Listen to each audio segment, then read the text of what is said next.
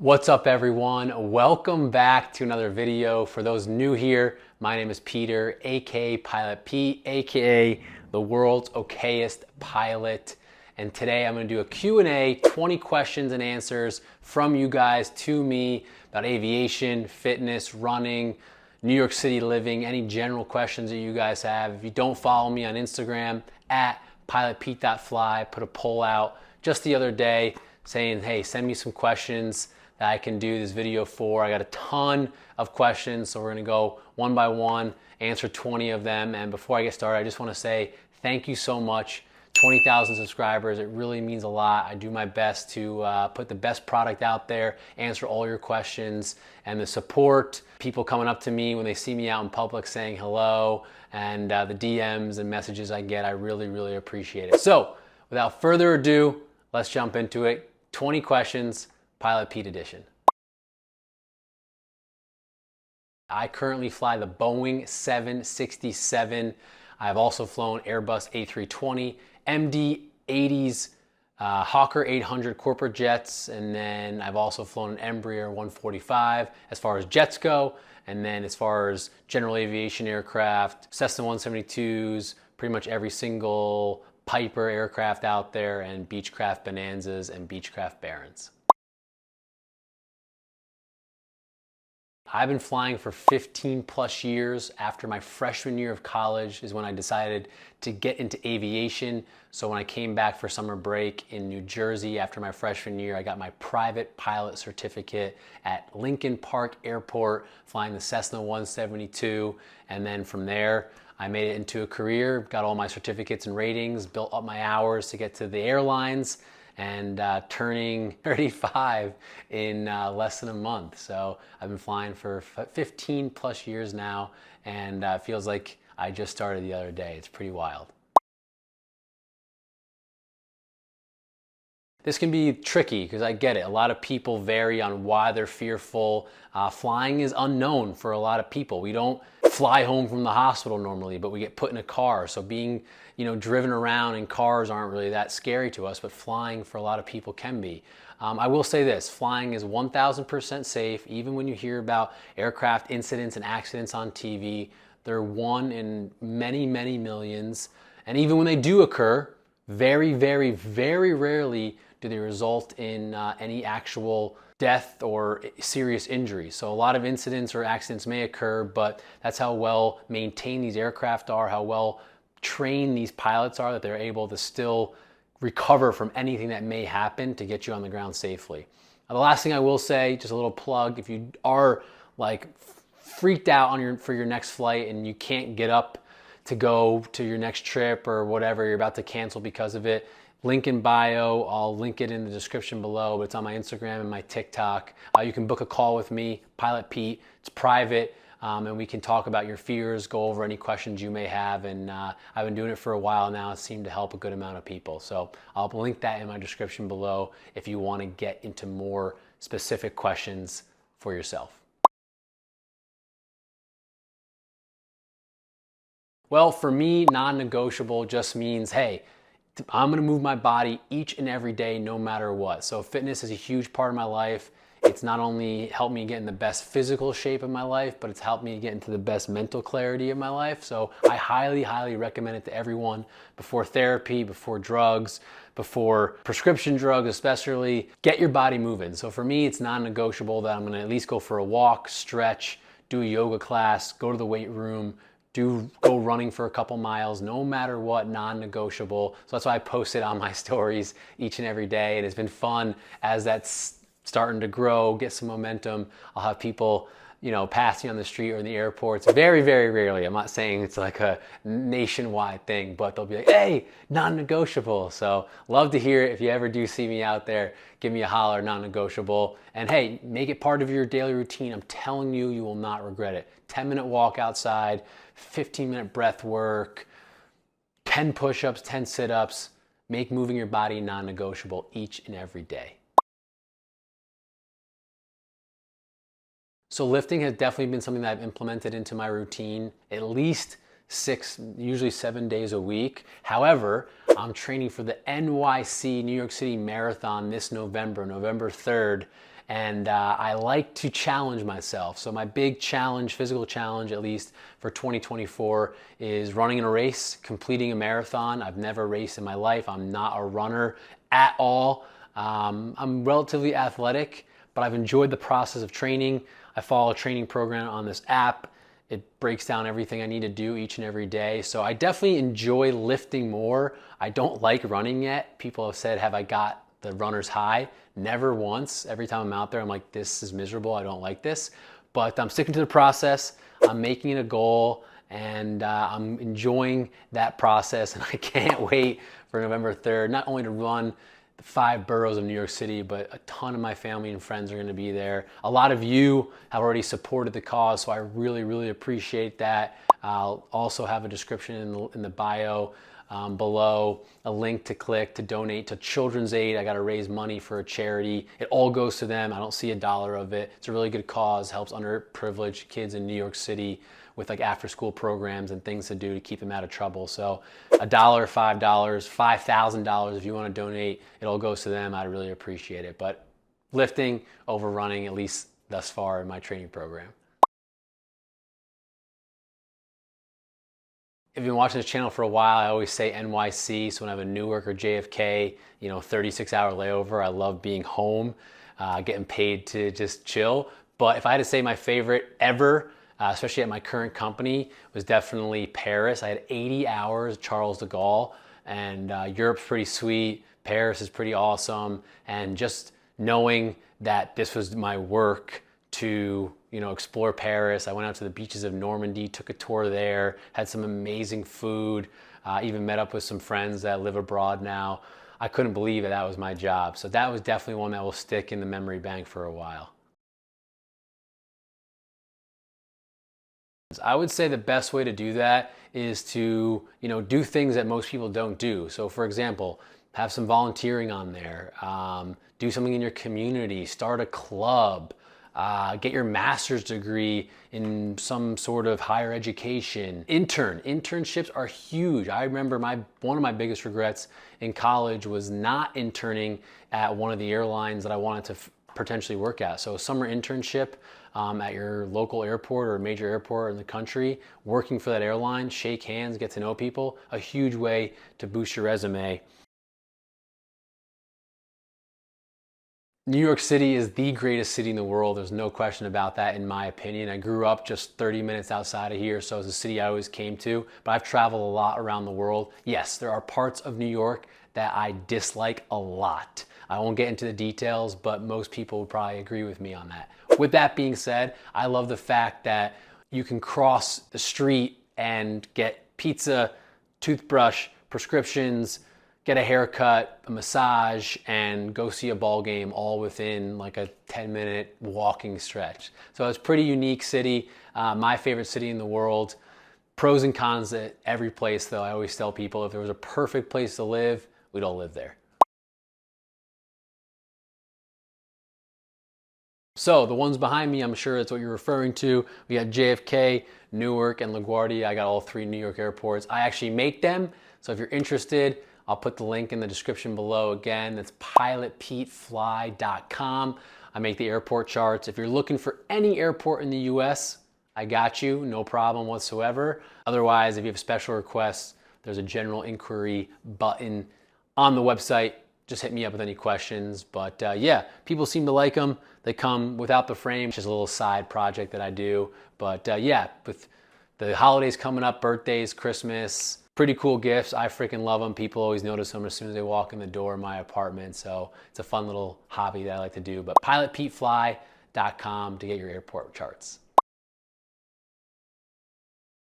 So a first officer becomes a captain in the airline strictly on seniority. It has nothing to do with skill, with promotion, all seniority based. With that being said, they have to pass a test in order to become a captain, but every captain that you see at an airline, all it means is they're more senior than the first officers at the company. Now, there can be more senior first officers, meaning you can bypass upgrades. So basically, the way I explain it, say there's 100 pilots at an airline, 50 of them are captains, 50 of them are first officers. Well, we'll go down the list starting with the most senior pilot and say, hey, do you want to be a captain? Yes, I want to be. They'll then go to training to become a captain. Number 2, number 3, number 4. They get to number 10. Hey, do you want to be a captain? No, I'd rather stay number 1, senior FO, first officer. I'm going to bypass that. So then they go to number 11 and said, do you want to be captain? Yes, and so on and so forth down the list. So captain just means they have enough seniority within that company, on that airplane, in that base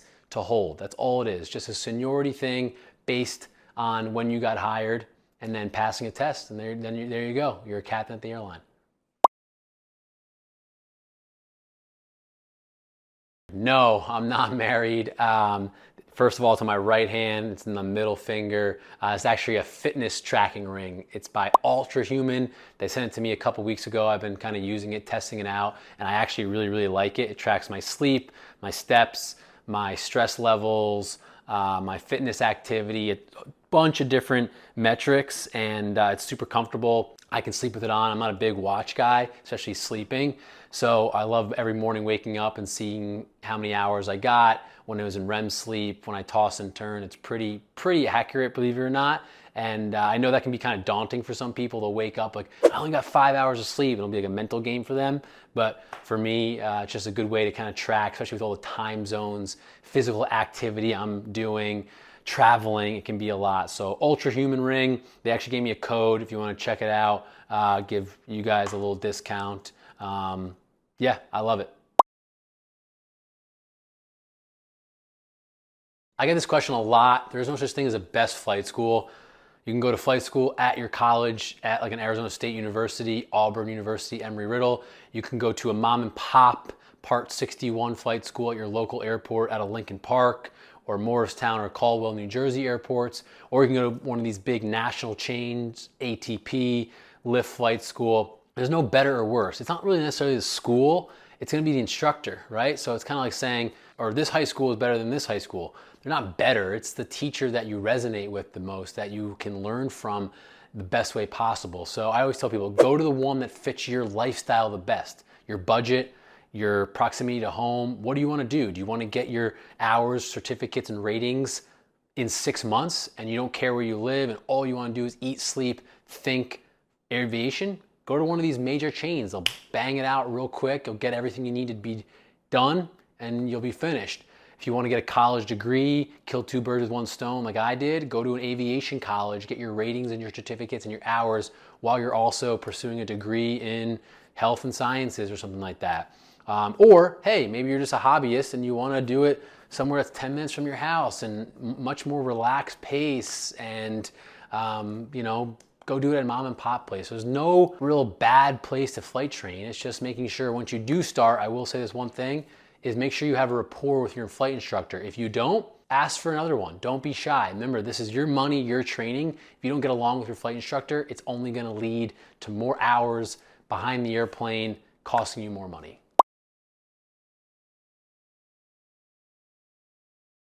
My diet is really all over the place. I do love meat. If I could eat steak every day, I probably would. Not too big on just doing carnivore though. I eat a lot of chicken, steak, rice, good amount of veggies, breakfast, eggs, turkey, bacon. I like whole foods is kind of like the big thing I'm striving for now. I don't really care how much calories are in things or how much sugar is in it, as long as it's kind of like natural and whole foods. On the road can be tough. I try to eat at least 200 to 220 grams of protein a day to maintain size and muscle mass, especially throughout this marathon training, which can be the most difficult thing. But on the road, I'm doing a lot of Chipotle, but without the cheese and sour cream. Doing a lot of like sweet greens. Whole Foods has a cool like hot bar that usually has decent places to eat. And then, yeah, I don't really try to budget when I'm on the road because it can be really hard to eat clean and cheap. So I do my best, but luckily I'm blessed with a very, very high and good metabolism. So I can pretty much eat what I want, especially with the training, the lifting, and the running that I'm doing.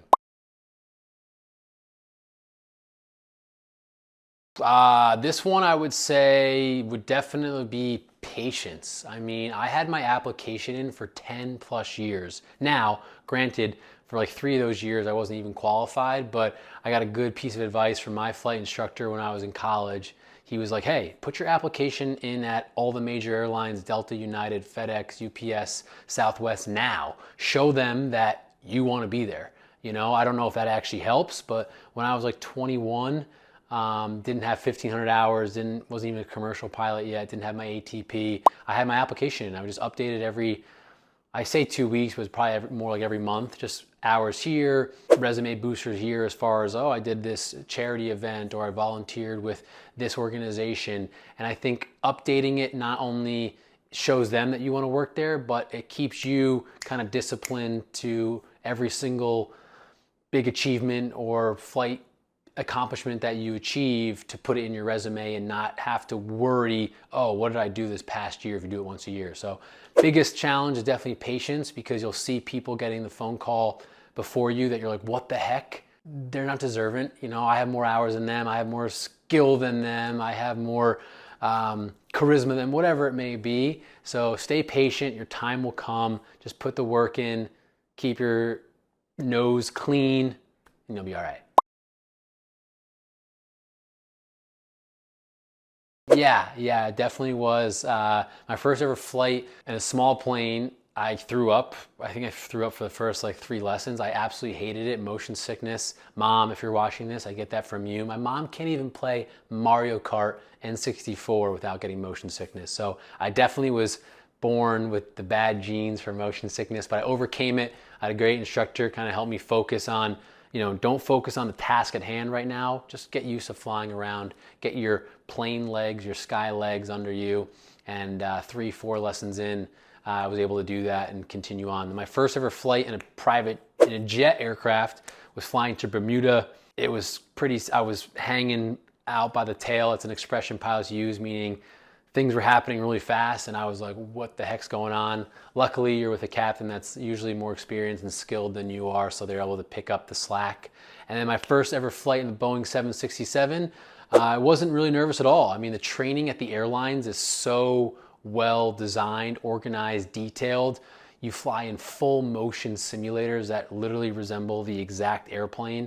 You can check out one of my vlogs. I talk about the training there and show you guys the simulator, but they're so well designed so that when you jump in the real airplane, yeah, there's definitely learning curves. There's definitely things that you're gonna forget and need to learn while you're on the fly, no pun intended, but very, very well trained where you're not really nervous your first time flying the big jets.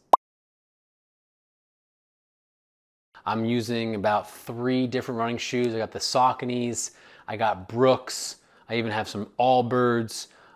Pros and cons to all of them. Like I said, I'm still pretty new in the running game, but I alternate between all of them. Everyone says you kind of have to alternate between your runs so that your foot doesn't get too comfortable with one, but also like the tread and the way the shoe's gonna kind of break down if you use it too much. So right now, Brooks, Saucony, Allbirds, in no particular order, are the 3 that I've been running with. Hopefully getting a new pair of Adidas here soon, and we'll test those out as well.